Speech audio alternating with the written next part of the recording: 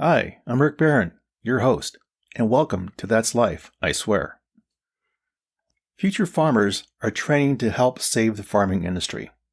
At the same time, they're seeking to make farming sexy and help conquer world hunger. Let's jump into this. The people who get on in this world are the people who get up and look for the circumstances they want, and if they can't find them, make them. I love quotes, and the one I just gave to you is by George Bernard Shaw. His words provide a great segue into our topic today, which is the future of farming. Back in 1935, the number of farms in the United States peaked at about 7 million. Over the years, the decline of being a farmer reached a point where the number of farms in 2020 was about 2 million. It's quite a drop.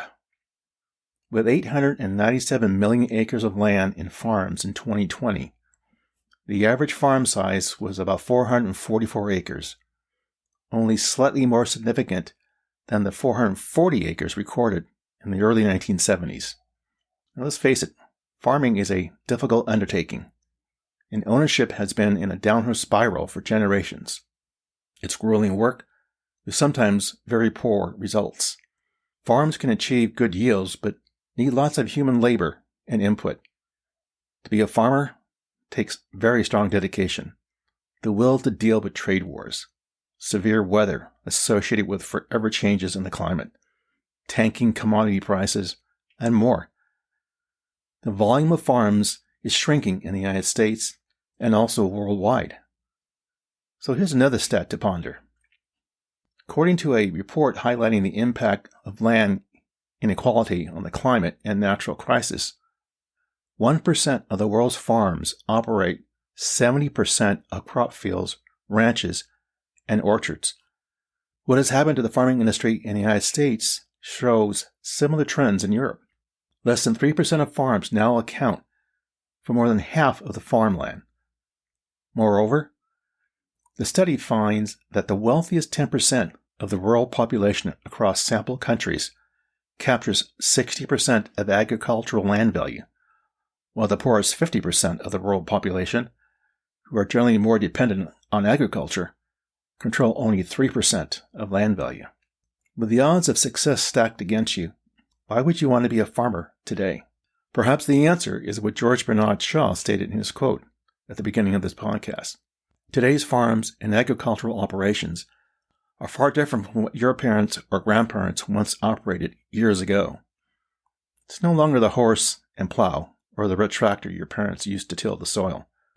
Instead, we're moving into a future where there's advancements in technology, sensors, devices, robotic systems that till the soil, aerial images, data collection, GPS, and information technology are refining the farm of tomorrow. As a result, the farms of tomorrow can't be focused just on profitability, but more efficient, environmentally friendly. Let me share some examples of what's coming in AgTech. So what is AgTech? Sustainable agricultural technology, or simply put, AgTech is an emerging economic sector that can completely reshape global agriculture, dramatically increasing the productivity of the agricultural system while reducing the environmental and social costs of current ag production practices. As for those who seek to get up and look for the circumstances they want, we go to a region on the outskirts of Paris, France, in Yvelines. Here we find a startup campus where individuals are coding and learning to program crop harvesting robots. Across the way in another section of the startup, students are tracking cows that have Fitbit-type collars that track their health. On site is a farm that is unlike your typical farms. This one is without stacks of hay or horses in the stalls. This farm houses laptops where people study various methods to reverse climate change through farming, amongst other learnings. So who, what, and why is behind this idea? The who is Andre Boreal, the founder of this venture called Hecta. She thinks that the young generation looks at farming as working long hours, grueling hours, 7 days a week. That will not fly today in this highly technology-oriented environment. To place a new face on agriculture for the future, Andre calls out a social revolution is what's needed. She is backed up by Xavier Niel, a technology billionaire. Xavier is connecting to a movement not just in France, but the world as well, to transform agriculture as we know it today. He wants to erase the stigma that farming is scorn, it's labor-intensive work, and only equates to one having to battle making it a long-term venture. So what is this new take on farming? The venture called Hecta, and the goal is to recruit people from urban, rural, or disadvantaged backgrounds annually and train them as farmer entrepreneurs who can produce sustainable agricultural ventures, attract investors, and generate profits. I love that name. By the way, Hecta is a plot of land measuring 100 meters by 100 meters, or 328 feet by 328 feet. So it's about 2.5 acres. The Hecta model works like this. Recruits do not have to pay tuition. They go through extensive training in computer coding, learn technology innovations to utilize in farms of tomorrow, and learn the art of being entrepreneurs for taking farming to a technological level never thought imaginable. One key area these recruits are learning is how climate change plays a big part of farming. In France, reversing climate change is an issue as 20% of greenhouse gas emissions stem from agriculture. That said, France, shifting from traditional type farming to what is referred to as agtech, is to move in a timely manner towards environmentally sustainable agriculture. It contributes to the goal of eliminating planet-warming emissions by the year 2050. So why are Audrey and Xavier so hell-bent on succeeding in this venture? France has looked into the crystal ball and sees a labor shortage coming. If not addressed smartly, the deficit will play havoc for the farming industry. Today, half of the farmers in France are over 50, with many getting ready to hang it up and retire during the next 10 years. It sounds like a lot of time to solve this labor shortage, but not really. With half the French farmers looking at retirement soon, the impact, if not resolved, will touch approximately 100 to 150,000 French farms. While this may not sound catastrophic, consider this. France is Europe's main breadbasket, accounting for 1/5 of all agricultural output. Hecta is not the only outfit to venture into high-tech farming. Another venture in France, and not too far away from the Hecta project, is created by co-founders Alexia Ray and Olivia La Blenvue, who started Neo Farm in 2018. Their approach to the agtech model is creating ecologically and economically sustainable micro-farms. The object is to produce organic and local fruits and vegetables while respecting the principles of agroecology. The company seeks to build organic vegetable farms generally designed to be robotic friendly while leveraging organic bio-intensive farming benefits. Neo Farm's mission is simple: providing the means of establishing an efficient ecological production model that rewards the producer's efforts. What's happening with these two ventures is a picture of what the future of farming is becoming. In short, it must happen. The potential of combining future technologies like hydroponics, vertical farming, and urban gardening will help deal with a global growing population more efficiently and thus minimize world hunger. Throughout time, trial and error have brought in innovations that have reinvented how agriculture can be enhanced. For example, stemming from the plow and horse to driven precision farming equipment via Global Positioning System, or GPS as we call it. If we as a world are to provide food to an ever-growing population, we have to constantly find new ways to irrigate crops or breed more disease-resistant varieties. These iterations are vital to feeding the ever-expanding global population with a decreasing freshwater supply. With food demand enhancing, we are putting more strain on our lands and the output we expect from our farmers. Think about this. The world's population is on track to reach about 9.7 billion by the year 2050. What does that mean? That equates to approximately a 23% increase to the current population of 7.9 billion. That's like adding another country the size of China.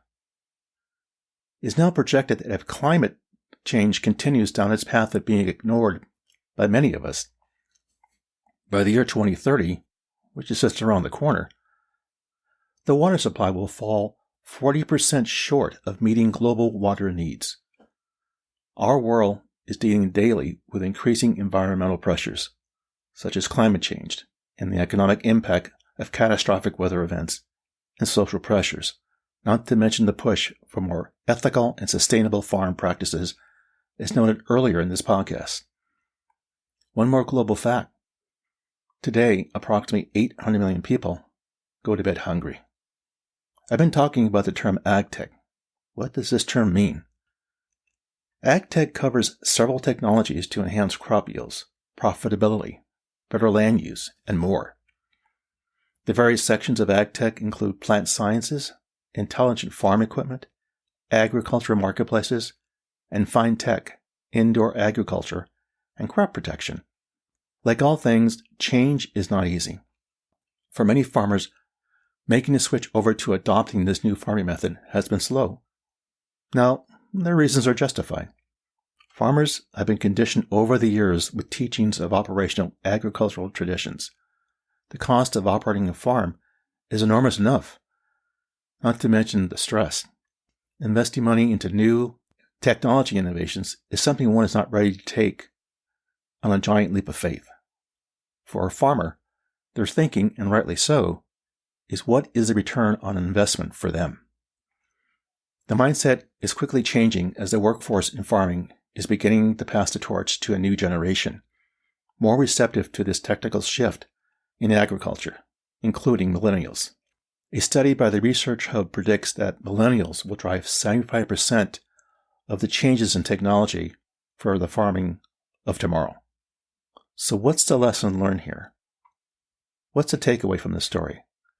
Today's farming is changing not just in France, but around the world. Whether you were a farmer 100 years ago, tackling agriculture is and will continue to be about finding innovative methods. While there are challenges to being a farmer today, technology provides how to be more efficient, productive, cost-effective, and reducing the number of hours to manage. As noted earlier, there are new technologies out there, not just in France or the United States. For example, countries worldwide are now moving into the agtech model, and they're wanting to get on board to create these new sustainable microfarms. A few of the tech innovations being incorporated include hydroponics. What is hydroponics? It is a type of horticulture and a subset of hydroculture that involves growing plants, usually crops, without soil, using mineral nutrient solutions and an aqueous solution. One of the advantages for farmers with incorporating hydroponics is control. Other benefits include up to 90% more efficient water use.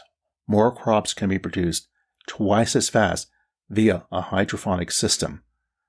The setup allows for designing vertical space growth and more. Another technique taken off in the farming industry is vertical farming. Vertical farming is far from the traditional approach where crops are being grown in huge fields or greenhouses. Some of the key factors that makes vertical farming so attractive to implement are taking advantage of vertical space and creating production efficiencies. For example, vertical farming uses 40% less power, 95% less water, and can produce crops as fast as 30 days. Think no more of seasonal crops. Vertical farming provides the means of producing traditionally seasonal fruit and vegetables all year round. There will no longer be a wrong season as the crops will be grown inside a facility where environmental factors are controlled. There's that word again that farmers like, control. By bringing big data management technologies, smart sensors, artificial intelligence systems, and predictive analytics into farming, the ad tech sector can make agriculture far more efficient, precise, and resilient in the face of environmental challenges and severe weather. 5 years ago, almost no one knew what ag tech was. But unlike many of today's tech disruptions, from smartphones to social media, this one is less about consumer convenience or entertainment than about something far more pressing: our collective survival. The reality is that we have to quickly and efficiently bring farming from the industrial age into the digital age. Years from now, people will wonder what took us so long to move farming into the digital arena. With a predicted global population of 9.7 billion people by the year 2050, we're going to need to figure out how to feed a much larger population and fast. Studies show this could mean we need to grow as much as double the amount of food we do today to avoid food security issues and mass social disruption. Already more than 3 million children die worldwide each year because they don't get enough to eat. At the same time, climate change is making it harder to feed the world through conventional means. With our current rate of crop yields, we'll only have enough food for half of that projected population. This is where digital technology has a critical role to play. I'm not talking about developing new synthetic chemicals to apply to fields or building even larger corporate farms. At its core, ag tech uses advanced monitoring and data analysis to do more with less, to find ways to increase yields without burdening already overtaxed resources such as land and water. So let it be said that a goal to aim for with technology advancements such as Hecta and NeoFarm, plus around the world, will help create small farms, but more importantly, to bring to an end the unnecessary tragedy we face currently every day: world hunger. Well, there you go. What can I say? That's life, I swear. As always, thank you for listening. Be sure to subscribe here or wherever you get your podcasts so you don't miss an episode. See you soon.